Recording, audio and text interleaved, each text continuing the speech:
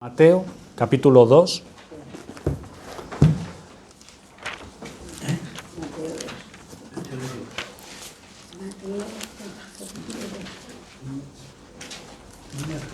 Es un sermón de fin de año, 2020.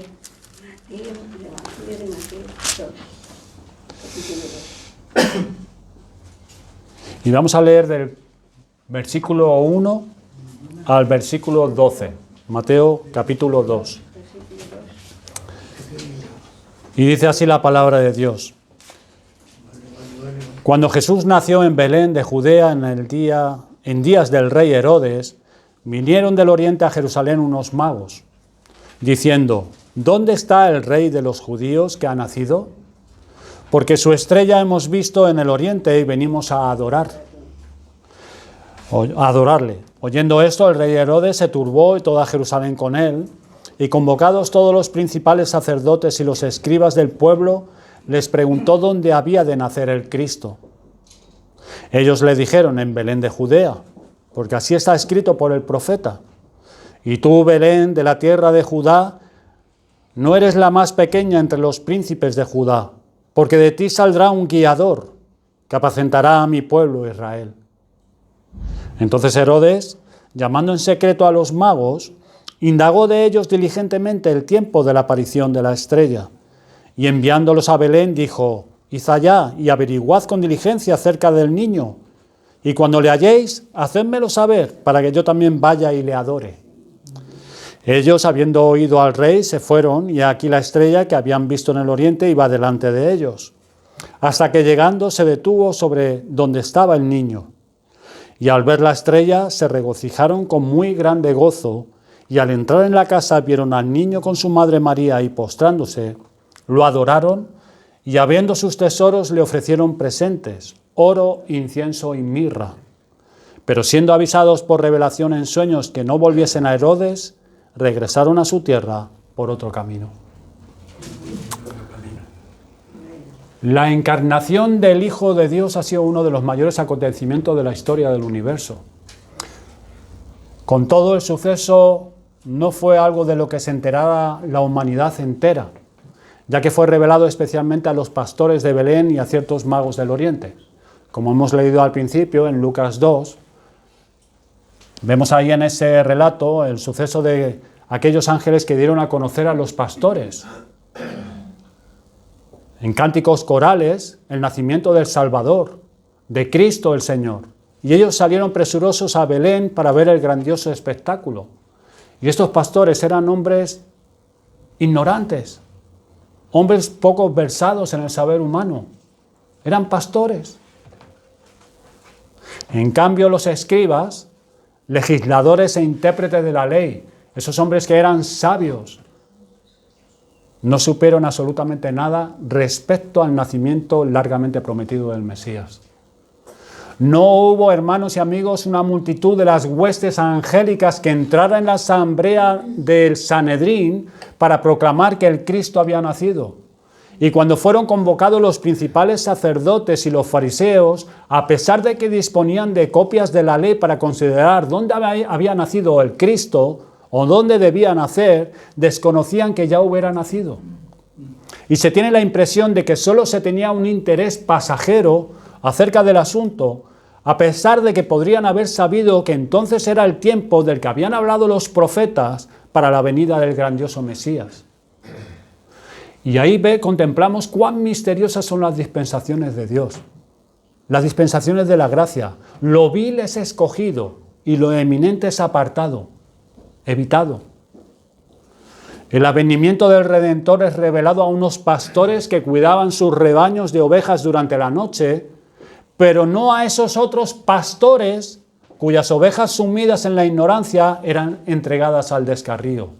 Y me estoy refiriendo a los pastores de Israel, esos fariseos intérpretes de la ley. Y admiren en eso la soberanía de Dios. Las buenas nuevas fueron dadas a conocer también a unos sabios, a unos magos que eran estudiosos de las estrellas y de los antiguos libros proféticos del lejano oriente, quizás influenciados por los profetas como Daniel, Isaías, Jeremías. No sería posible decir cuán lejos se encontraba su país de origen. Pudiera haber estado tan distante que el viaje tomara casi 2 años de recorrido, que es el tiempo que mencionaron concerniente a la aparición de la estrella. Por eso luego Herodes manda matar a los niños menores de 2 años. Los viajes eran lentos en aquellos días y estaban rodeados de dificultades y de muchos peligros, de ladrones en el desierto. Pudieron haber llegado de Persia o de la India o de Tartaria, o quizás algunos dicen que incluso de la misteriosa tierra de Sinín, conocida por nosotros ahora como China. Si así fue, consideren qué extraño y ordinario debe haber sido el lenguaje de quienes adoraban alrededor del niño de Belén. ¿Con qué lenguas estaban adorando al niño Jesús? Y con todo él no necesitó de ningún intérprete para entender y aceptar su adoración. ¿Por qué el nacimiento del rey de los judíos fue dado a conocer a esos extranjeros y a los más cercanos de casa? ¿Por qué el Señor seleccionó a quienes estaban a miles de kilómetros de distancia, mientras que los hijos del reino, aquellos que se les había dado la ley de Dios, en cuyo propio seno nació el Salvador, eran extrañamente ignorantes de su presencia? Pues vean aquí otro ejemplo de la soberanía de Dios. Tanto en los pastores como en los magos del Oriente que se juntaron en torno al niño, podemos ver cómo Dios dispensa sus favores como quiere, y viéndolo Jesús exclamó: Te alabo, Padre, Señor del cielo y de la tierra, porque escondiste estas cosas de los sabios y de los entendidos y las revelaste a los niños. Sí, Padre, porque así te agradó. Y aquí vemos otro nuevo ejemplo de la voluntad soberana de Dios. Cuando nos habla de las viudas que había en Israel, en los días del profeta Elías, había muchas viudas, pero a ninguna de ellas fue enviado Elías, el profeta Elías, sino a una viuda, que era una gentil, en Sarepta. Muchos sabían que eran llamados sabios entre los judíos, pero a ninguno de ellos se le apareció la estrella, sino que resplandeció para unos ojos gentiles. Un selecto grupo fue conducido desde los confines de la tierra a postrarse a los pies de Emmanuel, Dios con nosotros. Y la soberanía en estos casos se vistió con ropas de misericordia. Fue una gran misericordia la que se consideró el humilde estado de los pastores. Misericordia de parte de Dios, y fue una misericordia de largo alcance la que reunió desde las tierras asentadas en tinieblas a un grupo de hombres hechos sabios para la salvación. Y ahí vemos la misericordia de Dios. La misericordia, llevando sus esplendentes joyas, estuvo presente con la soberanía divina en el humilde albergue de Belén. ¿Y acaso, hermanos, no es deleitable el pensamiento de que en torno a la cuna del Salvador, así como en torno a su trono, en el más excelso cielo, se reúnen estos dos atributos, la soberanía y la misericordia de Dios? Él se da a conocer y ahí está su misericordia. Pero Él se revela a quienes ha escogido y ahí está su soberanía. Misericordia y soberanía de Dios. Y ahí muestra que tendrá misericordia del que Él tenga misericordia. Y se compadecerá del que Él se compadezca. Vamos a procurar aprender ahora, después de esta introducción, vamos a procurar aprender ahora una lección práctica de la historia de los magos, de los sabios de Oriente, que vinieron para adorar a Cristo. Si Dios el Espíritu Santo nos instruye en esta mañana, podremos extraer una enseñanza que nos conduzca a convertirnos en verdaderos adoradores del Salvador y en dichosos creyentes en Él. Noten primero su pregunta en nuestro texto, que muchos de nosotros nos volvamos inquisidores, o sea, esto es, buscadores respecto al mismo asunto. ¿Dónde está el Rey de los judíos que ha nacido? Noten en segundo, ese será nuestro primer punto que vamos a ver. La pregunta de los sabios de Oriente. El segundo será su estímulo. Su estrella hemos visto. Debido a que habían visto la estrella, tuvieron la valentía de preguntar ¿dónde está Él? Y en tercer lugar vamos a ver su ejemplo. Venimos a adorarle. Primero consideremos su pregunta. Ellos dijeron, ¿dónde está Él? ¿Dónde está? Y muchas cosas son evidentes en esta pregunta. Es claro que cuando los magos hicieron esa pregunta había en sus mentes un vivo interés. Ellos tenían interés en ver a Cristo, al Mesías, al niño. El rey de los judíos había nacido, pero Herodes no preguntó dónde está, sino hasta que sus celos fueron provocados, pero entonces hizo la pregunta con un espíritu malintencionado. Cristo nació en Belén, cerca de Jerusalén. Sin embargo, a lo largo de todas las calles de la ciudad santa no había gente que preguntara ¿dónde está? Él había de ser la gloria de Israel y no obstante en Israel había muy pocas personas, en verdad, como esos magos que hicieran la pregunta ¿dónde está? Amigos oyentes, ya seas un hermano en Cristo o un amigo que nos visita, quiero creer que algunos de los que están aquí en esta mañana, a quien Dios ha traído con el propósito de bendecir, sería una señal muy esperanzadora de que Él tiene ese propósito de bendecirles a algunos de ustedes o a todos si hubiese un vivo interés en la mente de ustedes respecto a la obra y la persona del Dios encarnado. Quienes desean ansiosamente saber de Él constituyen un grupo muy reducido, eso lo sabemos. Cuando predicamos con más fervor sobre Él y hablamos de sus aflicciones que fueron necesarias para expiar el pecado de los hombres, nos vemos forzados a lamentar muy amargamente el desinterés de algunos y a preguntar con mucha tristeza, ¿no os conmueve a cuantos paséis por el camino? ¿No os conmueve que Jesús muera? Y eso es una realidad. Dice la Escritura que despreciado y desechado entre los hombres. Los seres humanos no ven ninguna hermosura en Cristo. Quizás tú estás aquí sentado y tú no ves ninguna hermosura en Jesucristo. Y tal como dijo el profeta Isaías, despreciado y desechado por los hombres, quizás tú desprecies y deseches a Cristo también, porque para ti no es hermoso. Y no hay nada en Él que tú lo puedas desear. Pero hay un número escogido que pregunta diligentemente y que sale a recibirlo. Y a ellos el Señor les da la potestad de ser hechos hijos de Dios. Por tanto, es una feliz circunstancia cuando hay evidencia de un interés. Cuando la gente tiene interés, es algo bueno. Es una feliz circunstancia. Pero sabemos también que no siempre hay un interés evidente en las cosas de Cristo, aun en los oyentes regulares. Asistir a la adoración pública se convierte en un mero hábito mecánico. No pocos se acostumbran a estar sentados durante una parte del servicio y a ponerse de pie y cantar en otro momento, a escuchar al predicador con una aparente atención durante el sermón. Y tú les ves y ellos te están así, te están prestando atención, hay un interés en ellos. Pero están realmente interesados. Anhelar saber de qué se trata todo esto. Especialmente saber si tienes parte tú en ello. Si Jesús vino del cielo para salvarte, si realmente nació de una virgen por ti. Hacer estas preguntas personales con profunda ansiedad, tristemente está lejos de ser una práctica generalizada. Quiera Dios que todos los que tienen oídos para oír, oigan en verdad. Y es un signo muy esperanzador siempre que la palabra es oído con un solemne interés. Nos da esperanza. Supongo que a los pastores también, el ministerio, les da esperanza ver un interés en las personas. Es algo bueno. Fue dicho a los antiguos, preguntarán por el camino de Sión hacia donde volverán sus rostros. Cuando un hombre escucha con profunda atención la palabra de Dios, cuando escudriña el libro de Dios y se entrega a una meditación profunda con miras a entender el Evangelio, entonces tenemos mucha esperanza en Él.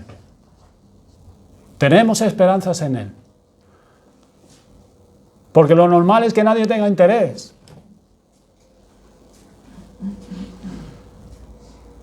Pero en el caso de los magos, vemos no solo una muestra de interés, sino la confesión de una creencia. Ellos preguntaron, ¿dónde está el rey de los judíos que ha nacido? Por tanto, estaban plenamente convencidos de que Él era el rey de los judíos. y que había nacido hacía poco tiempo. ¿Ustedes creen algo acerca de Jesús de Nazaret, el rey de los judíos que ha nacido? Pues aprecien lo que ya han creído. Aprécienlo. Porque no consideramos que sea poca cosa que alguien crea que su Biblia es verdadera. Ya es algo. Hay algunos que tienen una ardua lucha para llegar hasta ese punto, pues una formación infiel, sobre todo en los jóvenes, en las universidades, están recibiendo una formación infiel y ha deformado sus mentes. Y ponen en entredicho la palabra de Dios, como que no es inspirada por Dios, ¿no? Pero ¿y eso quién la ha escrito? Y eso... Pero ¿y yo cómo sé que eso es así? Porque ha sido bombardeada su mente y adoctrinada su mente. Las universidades, hoy en día los colegios, todo es una enseñanza atea. Han desplazado a Dios. Por eso padres enseñan a sus hijos a temer a Dios. No esperen que Dios lo haga, lo tienen que hacer ustedes. Tienen las herramientas, tienen la palabra de Dios. Tienes que instruir la mente de tu hijo, porque en las universidades están instruyendo ellos la mente de ellos. Y eso va a tener unas consecuencias.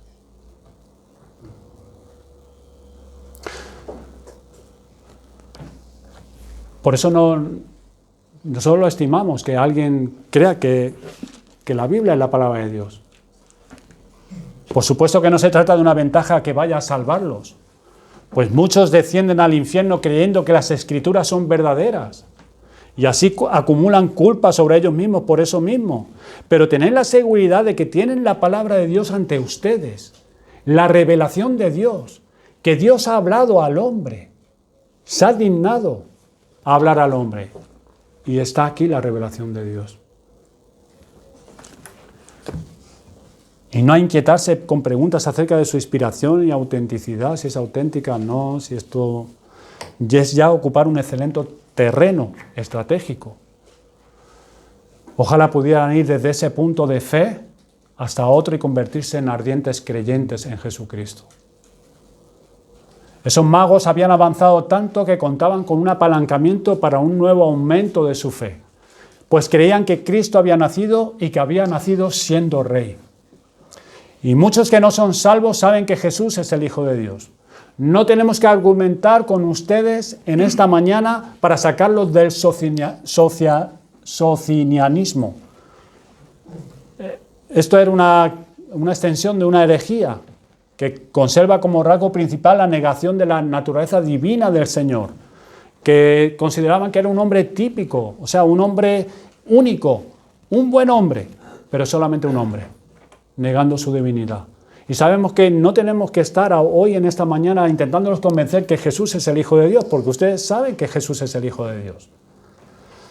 Y tampoco tenemos que razonar contra dudas y escepticismo respecto a la expiación, porque estas cosas también, en cierta manera, ustedes ya lo entienden también, que Cristo tuvo que venir y ofrecerse en sacrificio, en expiación por nuestros pecados. Y eso es una gran misericordia. Ustedes ocupan ciertamente la posición de personas altamente favorecidas, porque no todo el mundo entiende estas cosas o conoce estas cosas. Cuando los ojos de un hombre han estado cerrados largamente en las tinieblas, si el oculista le da un poco de luz, está muy agradecido por ello y tiene la esperanza de que el ojo no esté destruido, que tal vez gracias a otra operación puede ser reparado su ojo y su luz plena puede entrar a raudales en ese entenebrecido globo ocular. Pues así ustedes también.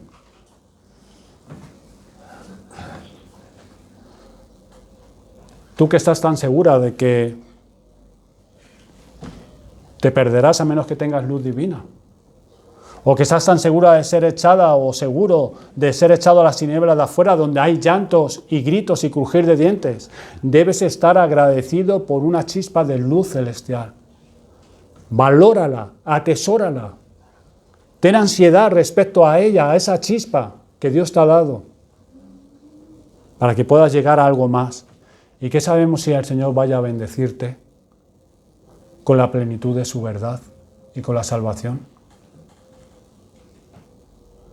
Dicen, esto es verídico, dicen que cuando se construyó el gran puente sobre el río Niágara, la dificultad consistía en pasar la primera cuerda a través de la ancha corriente.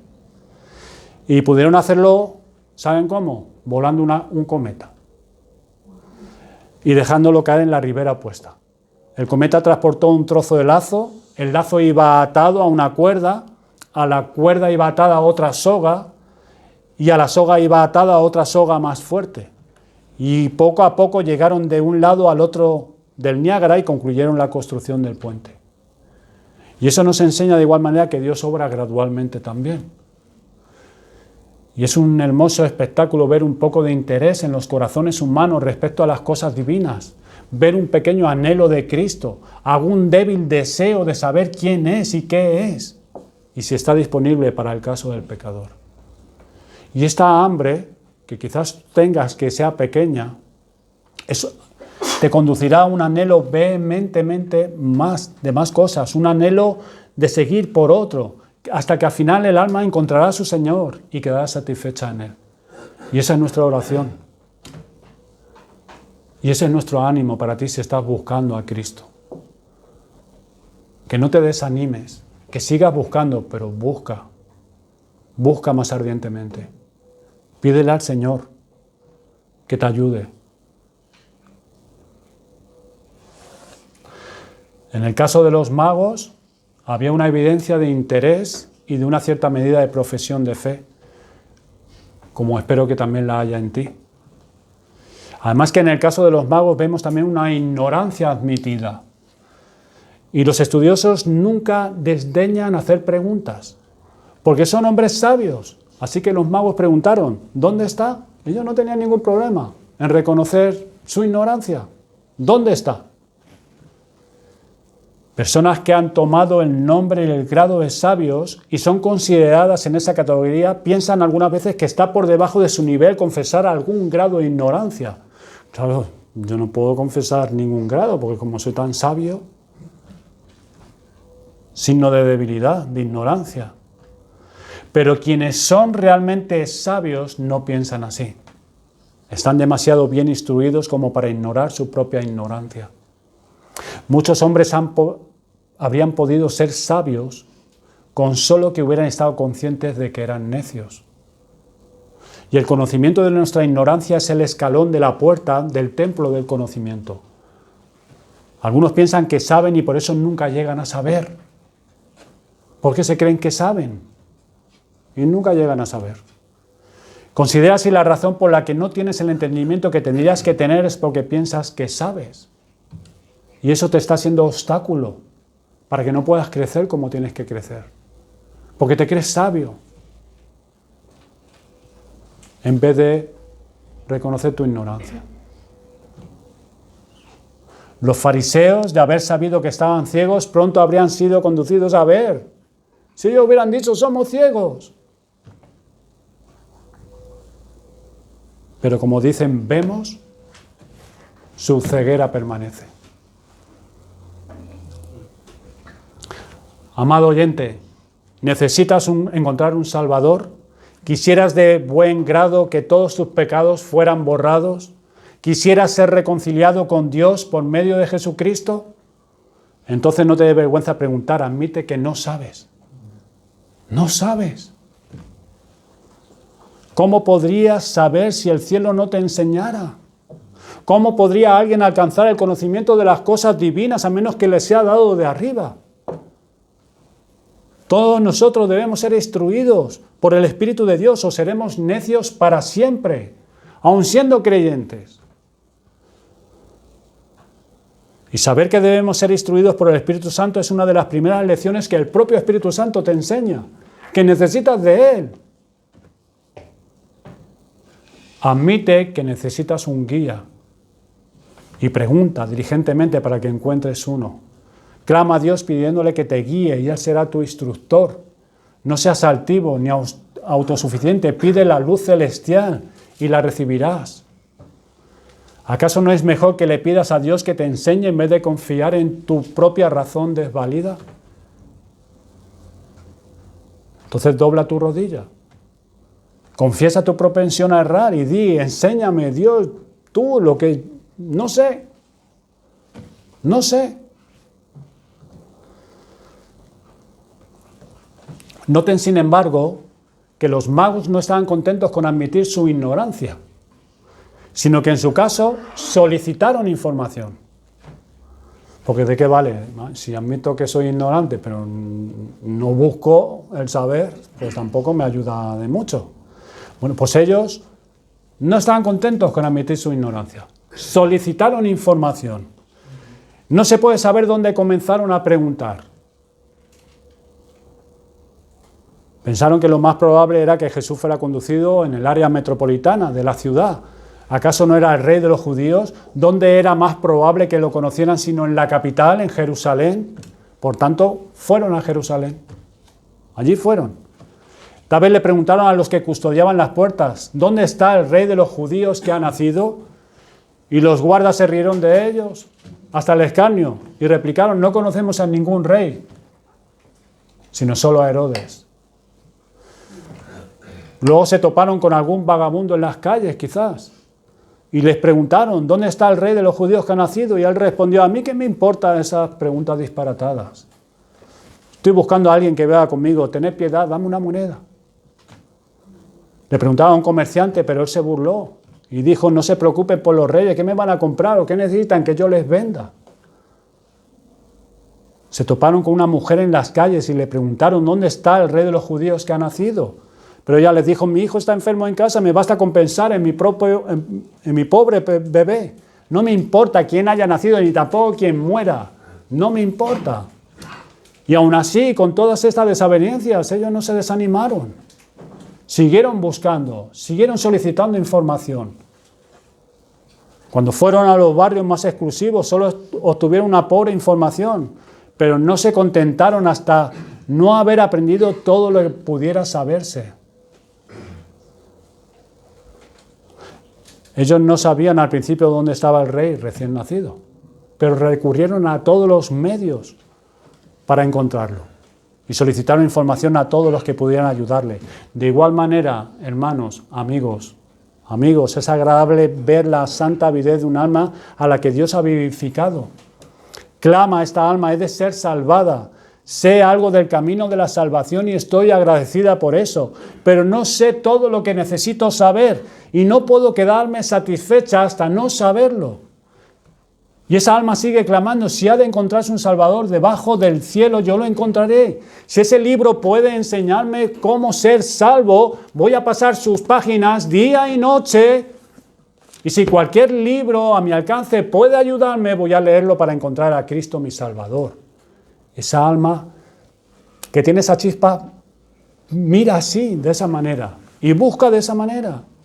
Y sigue, si hubiese a alguien cuya predicación haya sido bendecida para las almas de los demás, voy a colgarme de sus labios, por si la palabra pudiera ser bendecida para mí, pues tengo que tener a Cristo. Tenerlo o no tenerlo no es una alternativa para mí, sino que tengo que tenerlo. Mi hambre de este pan del cielo es grande, mi insaciable sed de esta agua de vida es grande también. Dígame cristianos, dígame sabios, dígame hombres buenos, dígame cualquiera de ustedes que pueda hacerlo. ¿Dónde está el rey de los judíos que ha nacido?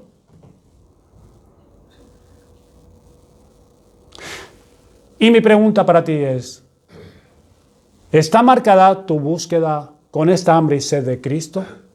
¿Estás buscando a Cristo de esta manera? De encontrarle como tu Salvador y ser unido a Él para no separarte jamás. Si no es así, es que no le estás buscando. No le estás buscando. En referencia a estos magos de Oriente, noten adicionalmente que ellos declararon un motivo para su búsqueda de Cristo. ¿Dónde está?, preguntaron, para que vayamos y le adoremos. Ese era su motivo.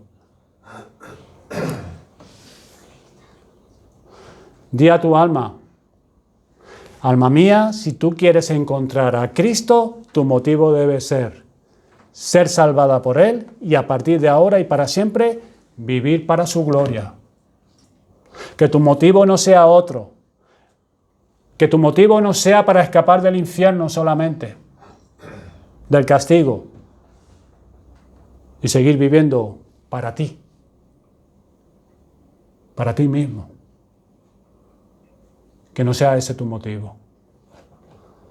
Cuando se llega a esto, a que quieres ser salvada por Él y vivir siempre para su gloria, cuando se llega a esto, que no oyes el Evangelio meramente como un hábito, sino porque anhelas obtener salvación, no pasará mucho tiempo de que la encuentres, si estás buscando así. Cuando un hombre pueda decir, voy a subir a la casa de Dios esta mañana y anhelo que Dios se reúna conmigo allí, no pasará mucho tiempo asistiendo allí en vano. Cuando un oyente puede declarar, tan pronto como me siente en la congregación, mi único pensamiento será, Señor, bendice mi alma en este día. No puede verse largamente frustrado. Porque usualmente cuando vamos a la casa de Dios obtenemos lo que buscamos. Ahora, ¿qué estás buscando tú? ¿Y qué estás obteniendo tú? Algunos en las iglesias asisten porque es la costumbre. Otros asisten para reunirse con algún amigo.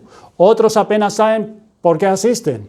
Pero cuando sabes para qué vienes, el Señor te dio ese deseo. El Señor lo satisfará. Cuando un pecador está muy hambriento de Cristo, Cristo está muy cerca de él.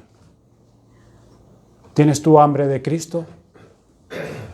Seas creyente o no creyente. ¿Tienes hambre de Cristo en esta mañana? ¿Tienes el deseo de encontrarte con Él? ¿De que Él te bendiga en tu alma? Lo peor es que algunos no vienen para encontrar a Jesús. Pues no es a Jesús a quien buscan. Si lo buscaran a Él, pronto se les aparecería. Usted me entiende cuando digo eso, ¿no? Se manifestaría su vida. Le preguntaron una vez a una joven durante un avivamiento, ¿cómo es que no has encontrado a Cristo? Amigo, respondió ella, pienso que es porque no le he buscado. Y así es. Nadie podrá decir al final, lo busqué, pero no lo encontré. En todos los casos, al final, si Jesucristo no ha sido encontrado, tiene que ser porque no ha sido buscado devota, sincera e importunadamente, pues su promesa es, buscad y hallaréis. Buscad y hallaréis. Si tú estás buscando a Cristo, si tú estás buscando la salvación y el perdón de tus pecados, sigue buscando. Sigue anhelando, porque la promesa es, buscad y hallaréis.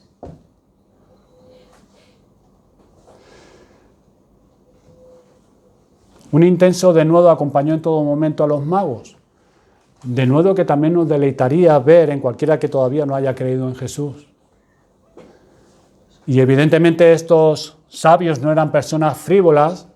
Ellos venían de muy lejos, experimentaron muchas fatigas, hablaban acerca de encontrar al rey recién nacido en una forma práctica y con sentido común. No se desanimaron por este desaire ni por aquel otro. Anhelaban encontrarlo y lo encontrarían. Y es sumamente bendito ver la obra del Espíritu en los corazones de los hombres, forzándolos a anhelar que el Salvador sea su Rey y su Señor, y a anhelarlo de tal manera que quieren tenerlo y no dejarán de remover ninguna piedra con la ayuda del Espíritu Santo. Hasta ser capaces de decir, hemos hallado a aquel de quien escribió Moisés en la ley, así como los profetas, y él se ha convertido en nuestra salvación. Habiendo hablado de su pregunta, vamos ahora a notar otro punto, su motivación. Algo fue lo que motivó a estos magos a buscar a Jesús. Y fue esto, su estrella hemos visto. Ahora bien, la mayoría, quizás de ustedes, buscadores de Cristo, tienen una gran motivación en el hecho de que han oído su evangelio. Viven en una tierra en la que tienen las Escrituras. Vivimos en España, podemos leer la palabra de Dios y abrirla tranquilamente. Y tenemos las ordenanzas en la casa de Dios, son administradas también libremente. La cena del Señor, bautismo cuando un hermano ha creído y se adhiere a la iglesia. Estos son, por decirlo, la estrella de Cristo. Tienen el propósito de conducirnos a Él mismo. Observen aquí que ver su estrella era un gran favor. No le fue concedido a todos los moradores en el oriente o en el occidente que vieran su estrella. Estos hombres, por tanto, eran altamente privilegiados. No es dado a toda la humanidad oír el Evangelio. Jesús no es predicado en todas nuestras calles. Su cruz no es levantada en alto ni siquiera en cada lugar dedicado a su adoración. Esto no es para todos. Tú eres muy favorecido, oh amigo mío, si has visto la estrella, el Evangelio que apunta a Jesús. Y creo que a esta altura ya sabes que no es una coincidencia de que estés aquí escuchando el Evangelio. Ver la estrella entrañó para esos magos una gran responsabilidad. Supongan que esos sabios hubiesen visto la estrella, pero no se hubiesen puesto en camino para adorarle. Entonces habrían sido mucho más culpables que otros individuos que, no habiendo recibido tal indicación del cielo, habrían sido incapaces de no hacerle caso. Así que, jóvenes, piensen en la responsabilidad de algunos de ustedes que en su niñez han escuchado acerca de un Salvador, o en tu juventud, y quizás tu madre está llorando o ha llorado durante muchos años. Ustedes conocen la verdad, al menos en su teoría, y tienen la responsabilidad de haber visto su estrella. Los magos no consideraron el favor de ver la estrella como un asunto que bastaba. No dijeron, hemos visto su estrella y eso nos basta. Muchos dicen, bien, asistimos a un lugar de adoración regularmente. ¿No basta con eso? Hay quienes dicen, nosotros fuimos bautizados, acudimos al sacramento. Ya hemos alcanzado la gracia de Dios. No te conformes con decir, hemos nacido en un hogar cristiano y nuestros padres nos enseñaron algunas verdades de la Biblia y nos enseñaron a orar. Con eso ya es suficiente. Pues si no, serás una pobre alma. Porque estás confundiendo a la estrella que conduce a Cristo con Cristo mismo. Y adoran a la estrella en vez de adorar al Salvador. Que ninguno de ustedes sea tan necio como para confiar en los medios que Dios ha acogido, que Dios ha establecido. En las ordenanzas externas. Es que yo he sido anciano de la iglesia tal. Es que yo participo en la cena del Señor. Es que yo dirijo de vez en cuando. Si dependieran de los sacramentos o de la adoración pública, ¿sabes lo que Dios nos diría? No me traigáis más vana ofrenda. El incienso me es abominación. ¿Quién demanda esto de vuestras manos cuando venís a presentaros delante de mí para hollar mis atrios? Eso es lo que nos diría el Señor. ¿Qué importancia tiene para Dios las formas y las ceremonias externas? Decía un comentario de Spurgeon, qué absurdo, no sé si eso seguirá repitiéndose. Dice que había una también entre unos y otros, que la copa cuando se levantaba en la cena del Señor, unos la levantaban hasta aquí, pero que otros decían que se tenían que levantar hasta aquí, porque si no, no era válido. Entonces él les recrimina a Spurgeon sobre esta práctica. Lo externo, se centraban en eso, si la copa había que levantarla hasta aquí, hasta la barbilla o hasta arriba, para bendecir la copa. Lo que hace el hombre, cómo se desvía. Nosotros deseamos adorar al Altísimo en toda la sencillez y sinceridad de espíritu y no detenernos nunca en la forma externa, para no ser lo suficientemente necios para pensar que basta con ver la estrella y por eso dejar de encontrar al Dios encarnado. Y noten bien que estos magos no encontraron satisfacción en lo que ellos mismos habían hecho para llegar al niño. Como hemos observado, es posible que hubieran llegado desde cientos de kilómetros de distancia pero no lo mencionaron, no se sentaron a decir, bien, hemos viajado a través de desiertos, sobre montes, y hemos atravesado ríos, eso basta. No dijeron eso. Tenían que encontrar al rey que acababa de nacer y ninguna otra cosa les satisfaría. No digas, amigo, he estado orando durante meses, he estado escudriñando las Escrituras durante semanas para encontrar al Salvador. Me alegra que hayas hecho esto o que estés haciéndolo, pero no descanses ahí. No descanses que te has tirado meses orando y leyendo las Escrituras. Tienes que llegar a Cristo.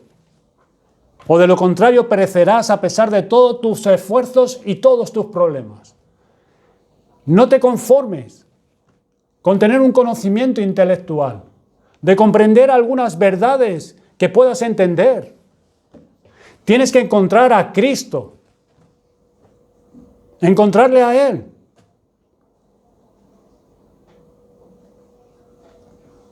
No conformarte con la estrella solamente.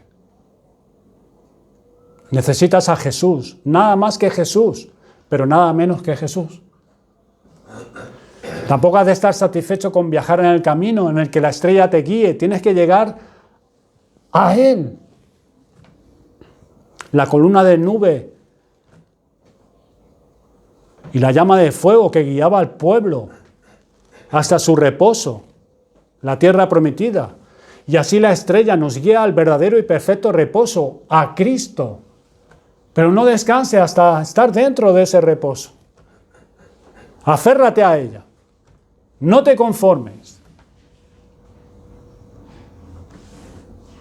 No la busques ni la anheles simplemente, sino que has de apoderarte de la vida eterna y no has de estar contento hasta que sea un hecho confirmado que Jesucristo es tuyo. Quisiera que notaran eso, que los magos no se quedaron satisfechos con el simple hecho de llegar a Jerusalén. Ya estamos en Jerusalén. Podrían haber dicho, ahora ya estamos en la tierra donde nació el niño, estamos agradecidos y descansaremos. Venga, ¿cuándo partimos otra vez para Mesopotamia o para China? No, sino preguntaron, ¿dónde está? Y los de allí le dijeron, él nació en Belén. Bien, pues vamos para Belén. Y llegaron a Belén.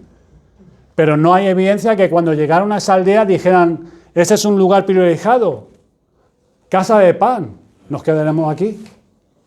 No, para nada. Necesitaban saber dónde estaba la casa donde estaba el niño. Llegaron a la casa y la estrella se detuvo sobre ella. Era un hermoso espectáculo ver la estrella alumbrando la casa, sobre ella, y pensar que el rey estaba allí dentro. Pero eso no los satisfizo. No estaban satisfechos con saber que el niño estaba dentro y la estrella ahí alumbrando, sino que entraron directamente a la casa. No descansaron hasta que vieron al propio niño y le adoraron. Así es como ustedes y yo, y esa debería ser nuestra oración, seamos guiados de tal manera por el Espíritu de Dios que no aceptemos nada que no sea así realmente a Cristo. Una visión de fe de Cristo como un Salvador, como nuestro Salvador ahora, no hace unos años, no hace 30 años, sino nuestro Salvador ahora, que podamos tener esa visión y ser afirmados, no de nuestras experiencias pasadas, sino las experiencias de la comunión, una comunión viva de ahora con Cristo como nuestro Salvador ahora. Si hubiese un peligro por encima de cualquier otro que el joven buscador tenga que enfrentar, es el peligro de quedarse corto de una sólida fe en Jesucristo. Y eso es un peligro muy grande. Mientras tu corazón sea blando como la cera, cuídate de que ningún sello, salvo el de Cristo, sea estampado en él. Y ese tiene que ser tu objetivo. Ahora que quizás estás inquieta, tu alma está inquieta y desconsolada, haz este voto. No seré consolado hasta que Cristo me consuele. No buscaré el consuelo que proporciona el hombre. sino solamente el consuelo que Cristo da. Porque sería mejor que para ti que no fueras despertado nunca que ser arrullado por Satanás hasta quedarte dormido, como muchos hoy en día están dormidos, arrullándolos Satanás. Pues el sueño que sucede a una convicción parcial es generalmente el letargo más profundo que puede sobrecoger a los hijos de los hombres. Una convicción parcial.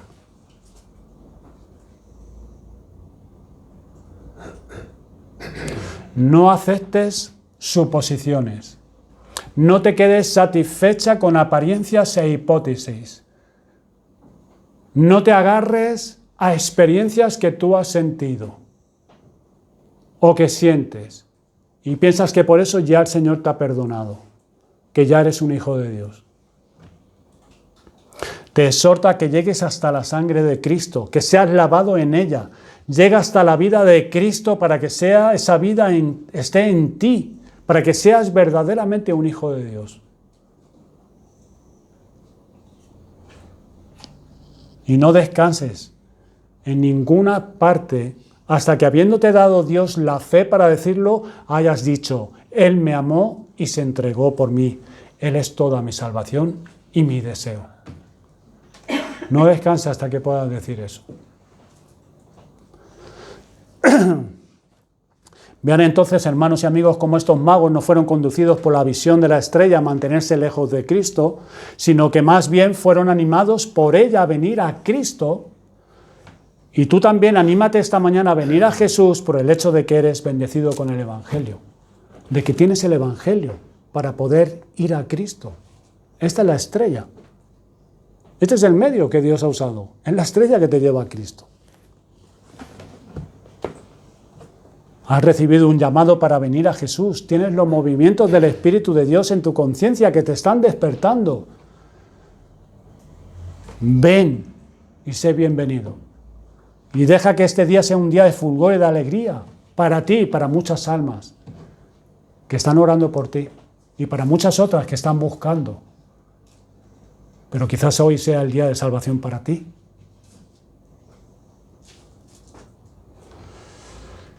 Hemos considerado su pregunta, hemos considerado el motivo y ahora brevemente vamos a considerar el ejemplo de estos magos. Ellos vinieron hasta Jesús y al llegar hicieron tres cosas. Vieron, adoraron y dieron. Y esas son tres cosas que cada creyente podría repetir aquí esta mañana y que cada buscador que esté buscando sinceramente a Cristo debería realizar por primera vez. Primero, vieron al niño Jesús. No creo que haya dicho simplemente, allí está, y que aquí se acabara el asunto, sino que se detuvieron y miraron. Tal vez enmudecieron durante unos minutos. Era el Mesías, el Dios encarnado, un bebé. Y no me cabe la duda que quizás sobre el rostro del niño transparentaba una belleza sobrenatural. Si esa belleza era evidente a toda mirada, yo no lo sé, pero a los ojos de los magos ciertamente había una atracción sobrehumana. Tenían ante ellos al Dios eterno, el unigénito de Dios, del que habían hablado los profetas, el Mesías prometido. Y miraron con mucha atención. Miraron y miraron y miraron repetidamente. Vieron a su madre, pero detuvieron su mirada en él. Y vieron otra vez al niño.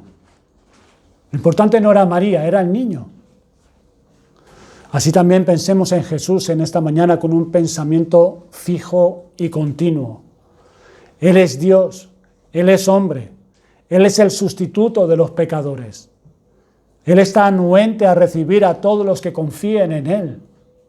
Él salvará y salvará esta mañana a todos los que confiemos en Él. Piensa en Él. Y si están en casa esta tarde, dediquen un tiempo a pensar en Él, a pensar en Cristo, en Jesús.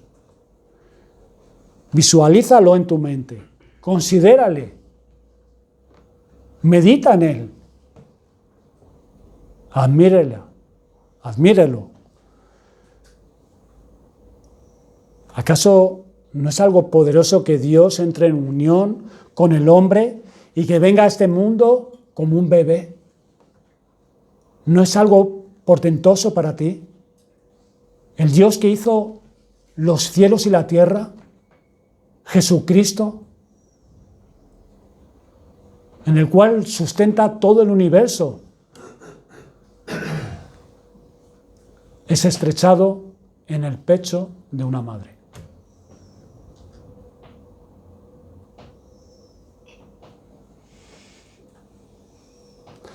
El Verbo se hizo carne para redimirnos. Y esta verdad engendrará esperanza en el interior de tu alma. Medita en ello.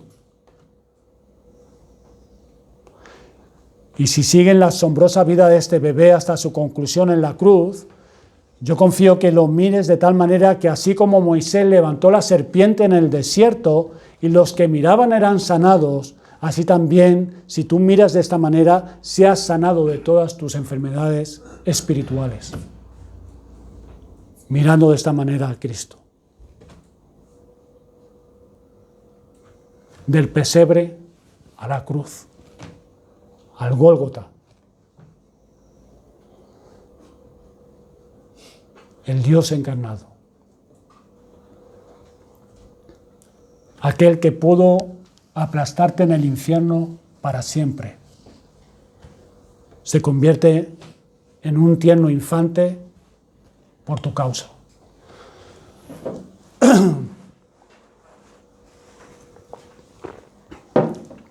¿Por qué Cristo tuvo que hacerse un bebé y nacer en este mundo caído? Porque nunca podrías haber ido al cielo por ti mismo. Dios tuvo que venir por ti. Nunca podrás ir al cielo por ti mismo. Nunca. Así que esa idea, esa visión nos hace venir a Él, verle y adorarle. ¿Y qué hicieron a continuación los sabios? Ellos le adoraron. Nos vieron al Mesías, al Dios encarnado, al bebé ahí. Le adoraron. No podemos adorar apropiadamente a un Cristo que no conocemos. Hemos de conocer a Cristo. Al Dios desconocido, aquel cuando iba Pablo por Atenas, al Dios desconocido. Eso provoca una pobre adoración. Pero cuando piensan en Jesucristo, cuyas salidas eran desde la eternidad, el Hijo del Padre engendrado eternamente, y luego lo ven venir aquí para ser un hombre de la misma naturaleza que su madre, y saben y entienden por qué vino y qué hizo cuando vino, entonces se postran y adoran. Nuestra fe lo ve ir del pesebre a la cruz, y de la cruz directamente al trono, y allí donde habita Jehová en medio de la sobrecogedora gloria de la presencia divina, está el hombre Dios que durmió en el pesebre de Belén. Y allí está exaltado con toda su gloria. Y allí en la gloria que tenía desde el principio reina como Señor de señores. Y cuando tenemos esta visión, nuestras almas le adoran otra vez. El Dios hombre, en un pesebre, sentado en su trono. ¿Cuál es lo normal? Que le adores. Que adores. Y nuestras almas le adorarán otra vez y proclamamos, tú eres nuestro profeta. Cada palabra que dices, Jesús, la creemos y deseamos seguirla. Tú eres nuestro sacerdote, tu sacrificio nos ha limpiado, hemos sido lavados en tu sangre. Tú eres nuestro Rey, ordena y nosotros obedeceremos, guíanos y nosotros te seguiremos. Y le adoramos. Y deberíamos de pasar mucho tiempo adorando al Cristo. Y Él debería tener siempre el lugar más prominente en nuestra reverencia. Y después de adorar, los magos ¿qué hicieron? Presentaron sus ofrendas. Uno abrió su cofre de oro y lo puso a los pies del niño, Rey Jesús. Otro presentó incienso, uno de los productos preciosos del país de donde provenían, y otro puso mirra a los pies del Redentor. Todas estas cosas las ofrecieron para demostrar lo genuino de su adoración. Presentaron ofrendas sustanciales con manos generosas.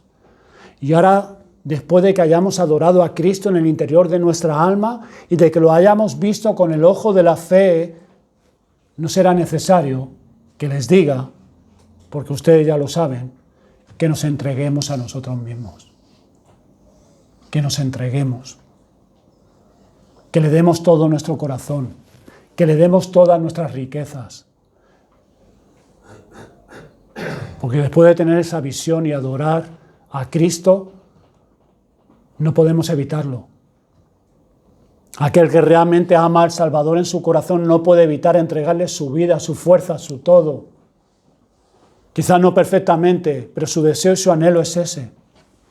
Aquel que realmente ama al Salvador, él va a querer hacer eso, entregarle su vida, su esfuerzo, su todo. Para algunas personas, cuando le dan algo a Cristo o hacen cualquier cosa por él, se trata de un trabajo terriblemente forzado. Dicen, el amor de Cristo debería constreñirnos. Sin embargo, no existe un texto así en la Biblia. No es que el amor de Cristo debería constreñirnos. Hay un texto que dice así, el amor de Cristo nos constriñe. Si no nos constriñe es porque no está en nosotros. No es meramente algo que debería ser, sino que tiene que ser. Si alguien ama a Cristo, pronto estará encontrando formas y medios de demostrar su amor por sus sacrificios. Seamos Marías que regresan a la casa tomando el frasco de alabastro y derramemos el ungüento sobre su cabeza, y si alguien te dijera, ¿para qué este desperdicio? ¿Para qué este desperdicio? Tú tendrás una buena respuesta, que es, a mí se me ha dado mucho y por tanto amo mucho. Si tienes oro, dalo. Si tienes incienso, dalo. Si tienes mirra, dalo a Jesús. Si no tienes ninguna de estas cosas, dale tu amor, todo tu amor, y eso será oro y especias para Él. Todo en uno. Dale tu lengua, habla de Él. Dale tus manos, trabaja para Él. Dale todo tu ser. Y yo sé que lo harás, porque yo sé que Él te amó y se entregó por ti. Y sé que lo harás, porque lo amas. El año acaba, hermanos, y empezamos otro nuevo año. Renovemos nuestro amor a Cristo. Que nuestro interés y búsqueda de Cristo sea Él. Que nuestro interés y búsqueda sea Cristo. Asirnos de Él con más fuerza por la fe. Que podamos ver a Cristo con más claridad y esa visión nos lleve a adorarle como estos hombres, más sentidamente, más fervorosamente, y nos lleve a darnos más completamente a Él, sin reservas. Que el Señor los bendiga y que esta mañana de domingo de Navidad, que el mundo la celebra a su manera, sea un día muy memorable para muchos de los que estamos aquí, al meditar en la persona y obra de nuestro Salvador Jesucristo, quien se entregó a sí mismo por nosotros. Que Cristo sea nuestro deleite, que Él sea nuestra paz, que Él sea nuestra seguridad, nuestra justicia, todo lo que necesitamos y todo lo que deseamos para este año que queda y para el próximo. Hay un himno que es el himno 482, que no sabemos cómo es la entonación, pero quisiera leérselo, es muy corto. El himno 482, lo voy a leer. Se acerca un año nuevo, dice el encabezado. Y dice así: se acerca un año nuevo, tu voluntad será. Velando o trabajando, tu mano nos guiará.